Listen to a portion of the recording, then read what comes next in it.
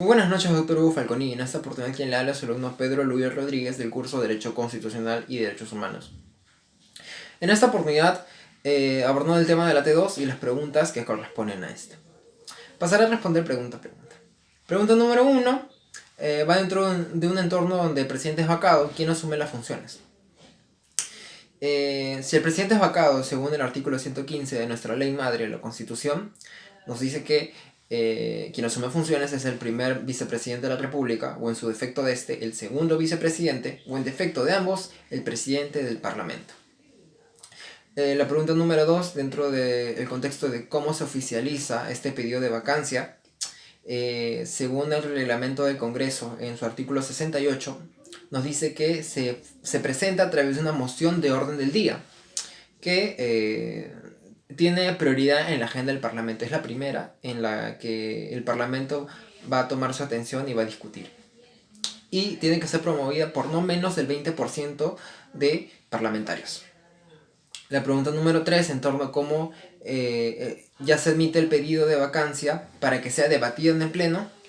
El artículo 89 nos menciona que esta toma forma cuando es aprobada por el 40% del número de parlamentarios. Es importante traer a colación que la última vacancia presidencial que se suscitó en el Congreso fue con el voto a favor de 60 parlamentarios. En la pregunta número 4, en cómo ya la vacancia se oficializa, tendríamos que remitirnos de nuevo al reglamento del Congreso en el artículo 89A, inciso D, menciona que con no menos de 2/3 del número legal de congresistas, ya la vacancia es oficial.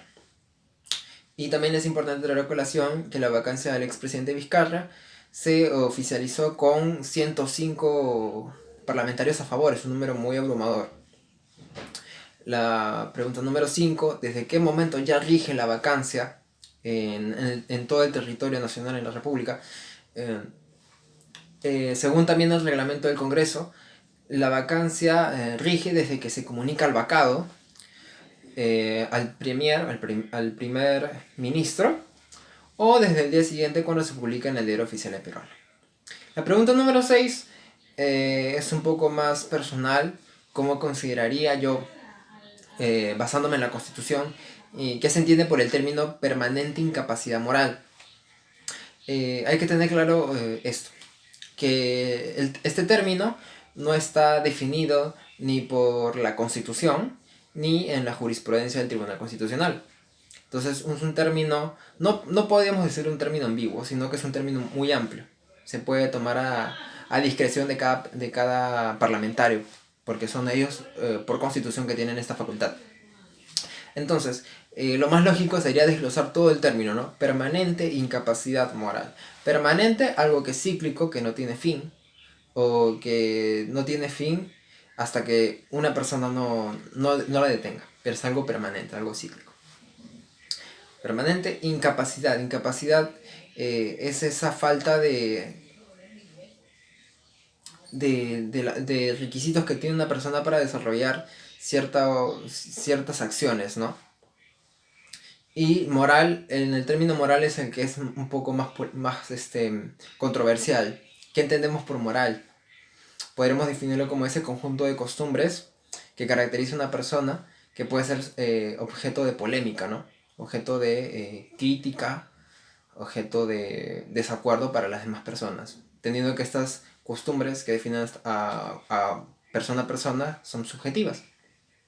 Entonces, ¿cómo definiría este término? Sería como, ya dentro de un entorno que corresponde al presidente, serían esas acciones altamente cuestionadas, polémicas o erróneas del presidente de la República que sean constantes para la nación, ¿no? Para la gobernabilidad del país. Entonces, empero, estas acciones no necesariamente tienen que ser delitos, delitos que ya sean rectificados, por ejemplo, por el Poder Judicial, en el caso del expresidente Vizcarra.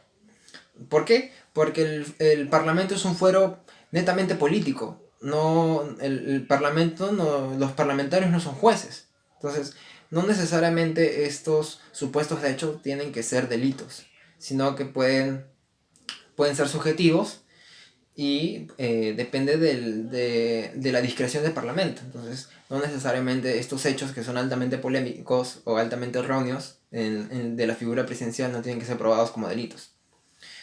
Basta que sea la discreción de la mayoría del Parlamento para que se declare este término de permanente incapacidad moral, como sucedió con el expresidente Vizcarra. Bueno, doctor Hugo Falconi, ha sido un gusto exponer esta vez la T2. Que la salud reine en su hogar, como siempre nos dice. Con su permiso.